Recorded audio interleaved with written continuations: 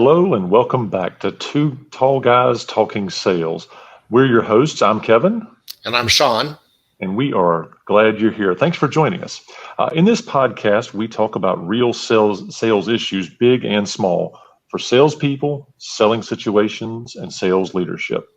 Collectively, we have over 50 years of sales, selling leadership, and sales acumen under our belts, and we're here to share a little bit of that with you in the next 15 minutes. We're glad you're here. Enjoy the show. Hey, Kevin, welcome back to the podcast. Welcome back to all of our listeners as well. So another cool topic for our podcast today.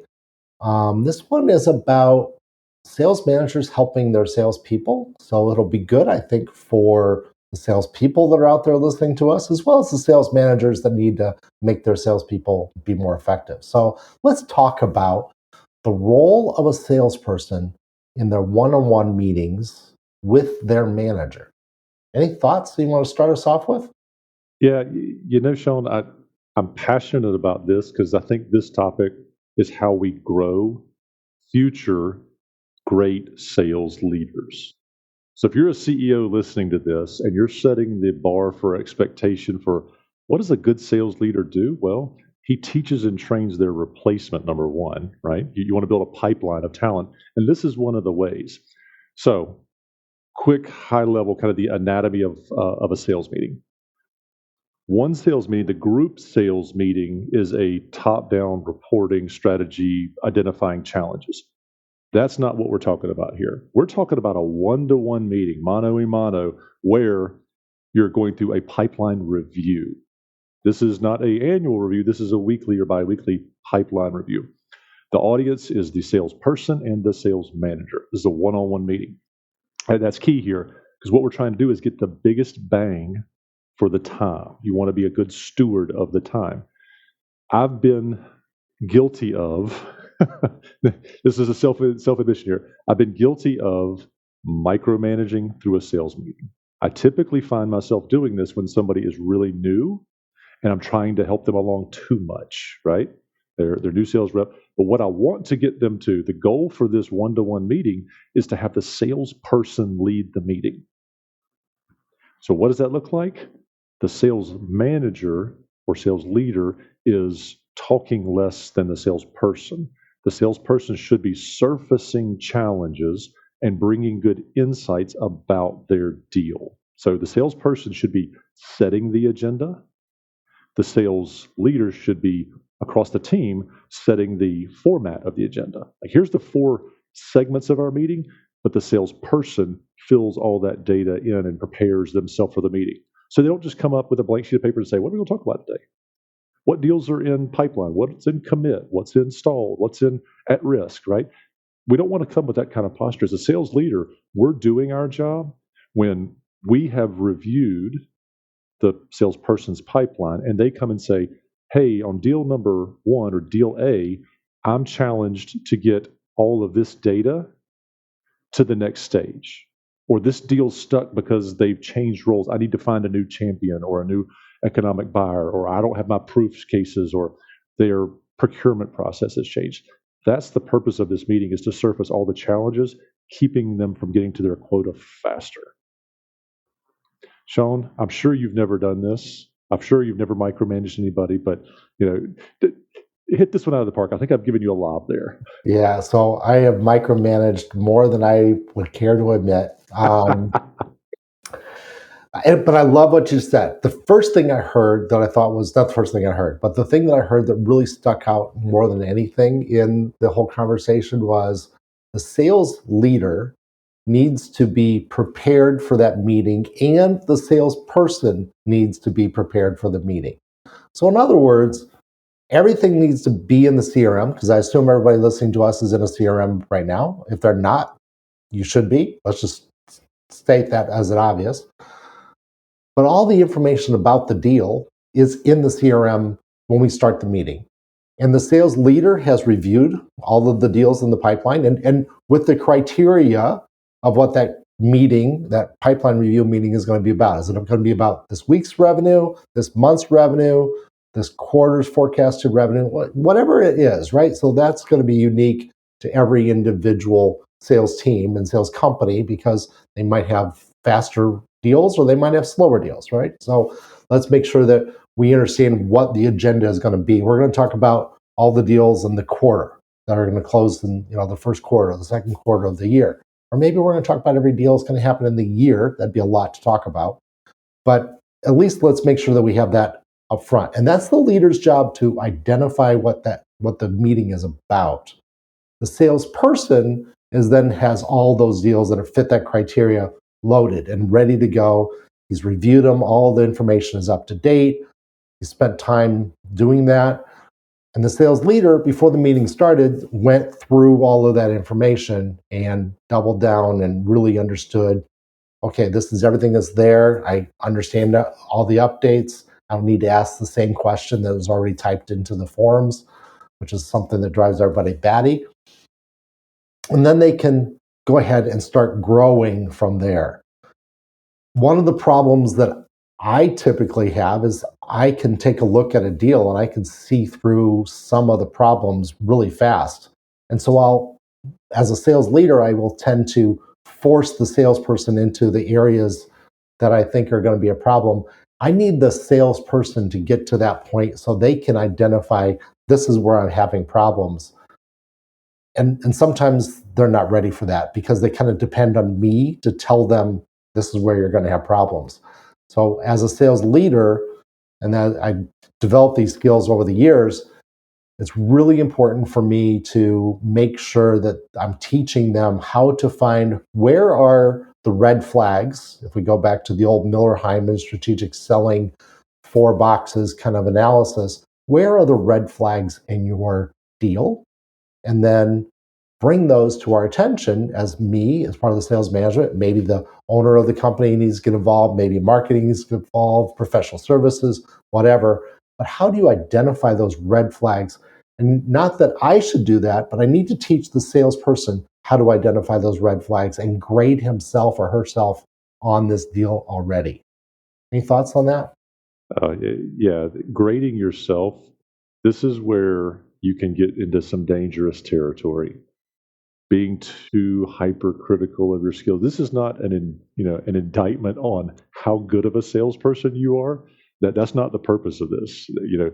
The person who is trying to develop this skill as a salesperson is going to say, well, I didn't say this right in the demo, or I didn't use the right tone in this email. They're going to be critical about the things.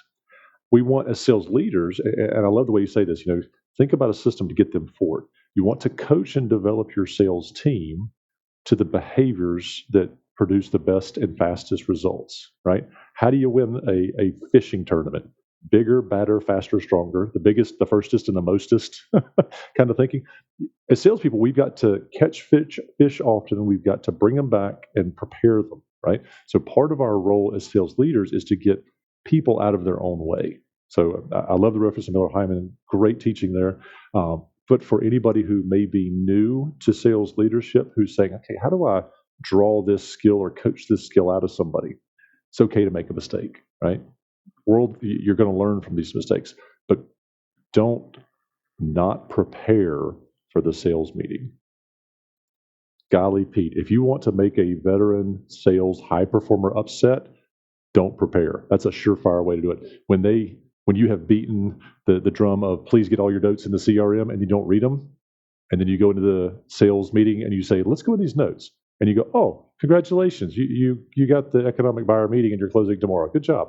They automatically know that you didn't do any pre-work, which means you devalued your time with them. So they will invest less in the future. If you want better results, you got to lead with intentionality. So be a good steward of their time.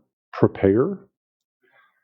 Now, Sean, I think we could probably both coach some veterans on this, because some of us veterans have been there and done that and kind of know what to look for and may not prepare enough. Or maybe a person who is new to a sales leadership role doesn't really know what to review, or they're overwhelmed by the amount of meetings required to be a good sales leader. Sales leadership is a full-time job, right? This is where Sean and I get to high five and say, it's really tough to be a player coach in B2B sales because you just don't have enough hours in the day. Did that strike a nerve with you or what, Sean? Absolutely. I was reminded of a sales teacher that I listened to many years ago. And as you know, I love basketball. So once again, I am going to make another sports analogy. I probably do this probably every other podcast that we're on. But he made the story of you're watching the game, you're watching the basketball game. When's the last time that when you were watching the game that the coach called timeout, 14 seconds left in the game, we're down by 1 point, and your worst free throw player just got fouled and now he's on the line?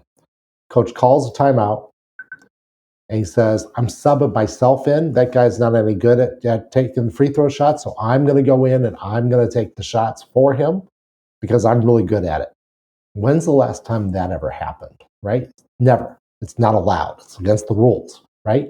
The guy who got fouled, he's going to shoot the foul shots. And that's how you need to think of when you're a sales leader, especially if you're trying to be a player coach.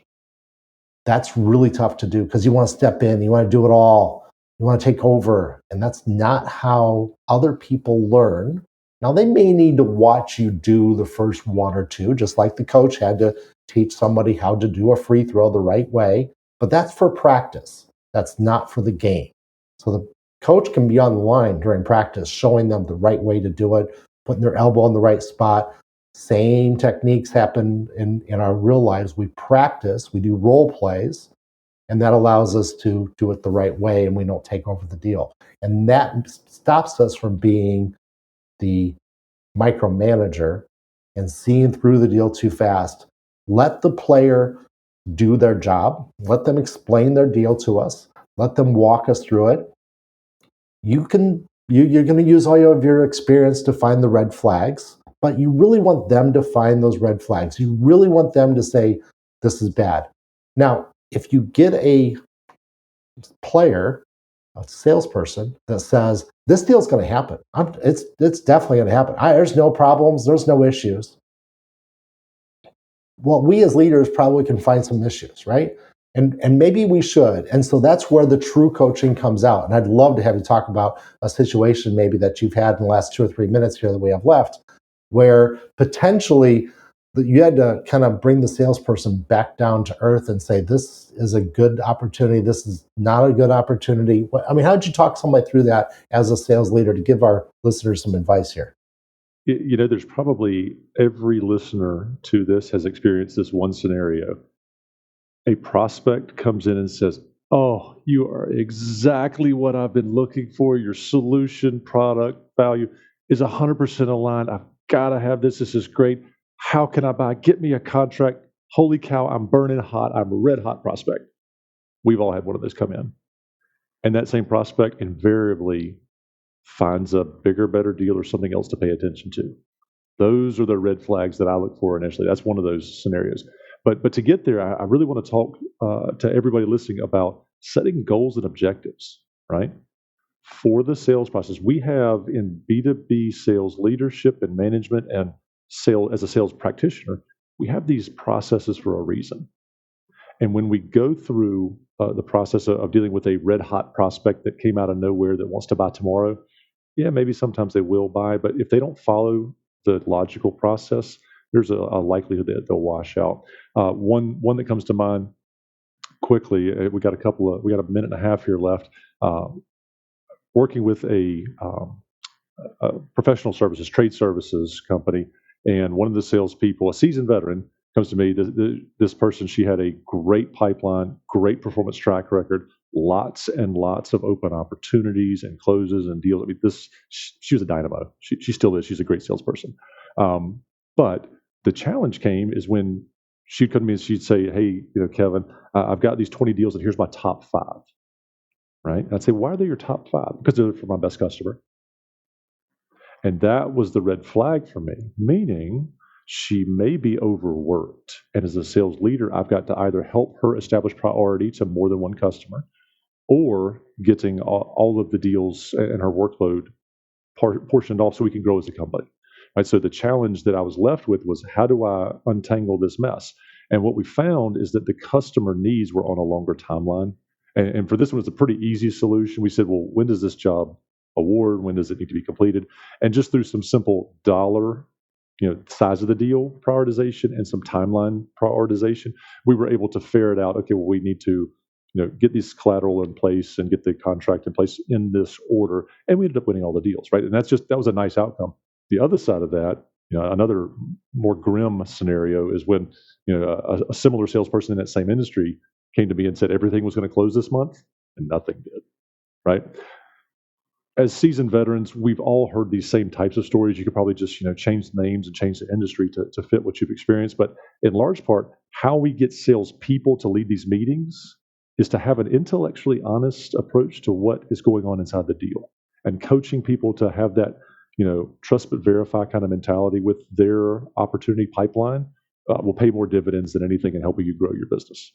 I agree. Great advice there. And we are coming at the end of our time, so this was fantastic. Once again, another topic that we probably could talk another 2 or 3 podcast episodes just on this topic, and we probably will in the future. So thank you everybody for listening, and we look forward to having you come back. Kevin, this has been great. Thank you very much. Thank you very much for attending this session on Two Tall Guys Talking Sales. We hope that we have been able to impart some wisdom, give you some guidance, give you some ideas to think about. If you do have other questions that you would like to ask, do us a favor, drop a note down in the comments, and so we can pick it up and we'll talk about it in a future episode. Thank you very much. Happy selling.